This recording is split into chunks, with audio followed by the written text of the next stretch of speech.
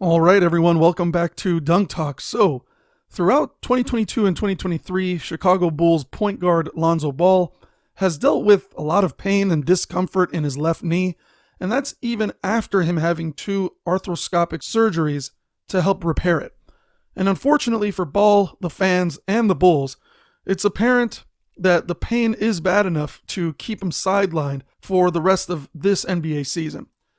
Lonzo Ball hasn't played since January 14th of 2022, which is essentially over a year ago at this point, and according to a report from NBA insider Shams Charania, he won't be returning to the court at any point this season. There's been a lot of reactions to this news. Always had a feeling this would end up happening from Brendan Stiles. This is such a bummer, man. Lonzo is capable of becoming one of the most impactful guards in the league. Hope he gets right, from Anthony Irwin. What a freaking bummer, man. Lonzo really is a special player who knows how to play winning basketball. I'm just hoping he can eventually get right and continue his career. You got to feel for him from Bleacher Nation. Lonzo Ball made the Bulls click, but not sure we'll ever see the same player again. And the Bulls went from an exciting team to one in purgatory since Zoe last played. From Law Murray of The Athletic. Now, it's always a pretty crappy situation when the star point guard is screwed from injury to injury, especially a player like this who was heralded to be such a fantastic point guard, even from guys like Magic Johnson when they first signed him onto the Lakers and eventually traded him for AD.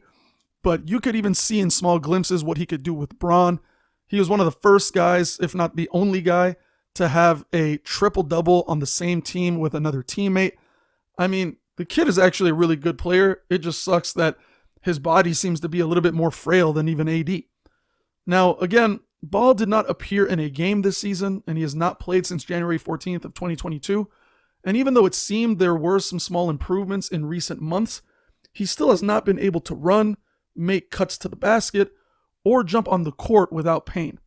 The vice president of the Bulls said, "Despite making significant increases in strength and function over the past several months, Ball continues to experience performance-limiting discomfort during participation in high-level basketball-related activities. Considering the required time period to achieve the necessary level of fitness to return to play and the current stage of the NBA season, Ball will not return this season. The focus for Ball will continue to be on the resolution of his discomfort and a full return for the 2023-2024 season." Now, it's hard to say what's really going on with Ball's knee. It could be seriously damaged to the point where maybe the joints just don't even work the same. Maybe his meniscus is completely flattened out. Maybe his ACL or MCL are just completely wobbly at this point. It's really hard to know because NBA teams only give out so much information regarding injuries. But I really do feel for the guy because if he's been injured for this long and there's no sign of him actually returning back to normal, it's kind of hard to say whether he'll ever be the same player. Now, of course, there are some other options overseas. Maybe he gets stem cell treatment in Germany like the way Kobe did. But, I mean, it's still a risk and you don't actually know how it's going to pan out. But I would say that this recent news was somewhat expected since, again, Ball didn't play at all this season. It wouldn't even make much sense to start him off so late into the season, even if his knee was doing better, then expect him to go full throttle into a potential playoff run. You know, Ball now is 25 years old, and he has not been able to ramp up basketball activity all season without experiencing this discomfort. And this sucks for the Bulls, too, because they are paying him about $20 million this season. Hopefully they get some kind of injury exemption, but I doubt it would be anything significant. During Ball's first season with the Bulls, he appeared in 35 games and averaged 13 points, 5.1 assists, and 5.4 rebounds. He also shot 42% from three-point land.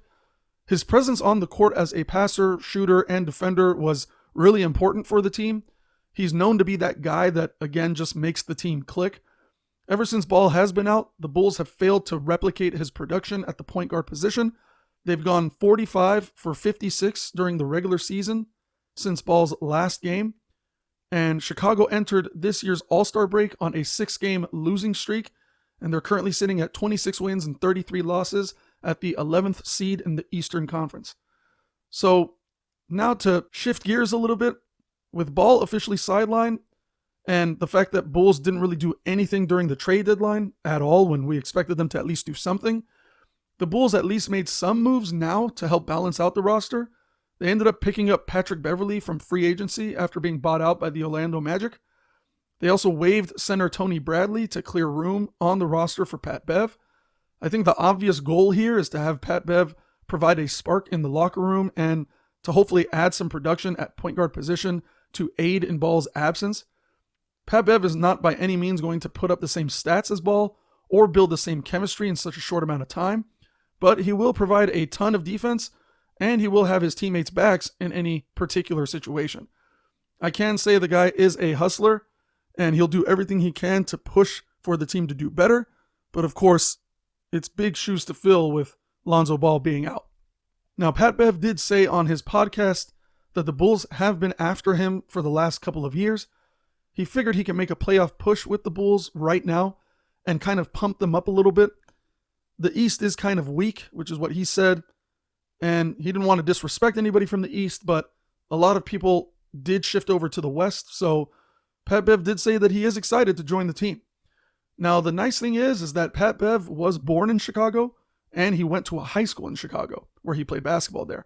So, really, Chicago is his home, and it may be a comfortable place for him to reside, especially if he plays well, and the Bulls potentially re-sign him.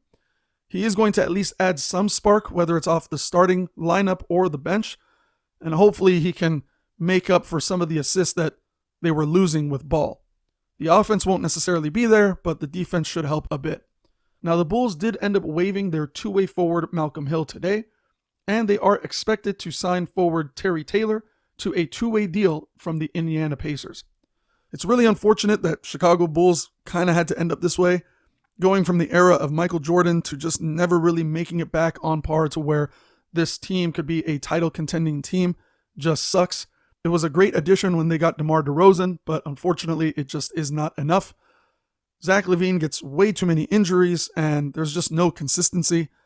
Alex Caruso also tends to get injured now, so it's really just kind of up in the air. I personally think a restart with their entire team would be nice.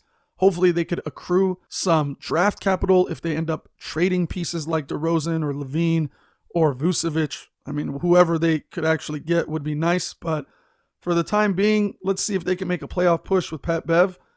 But if I'm being real, it's going to be hard to see them as title contenders. But let me know what you guys think in the comments below.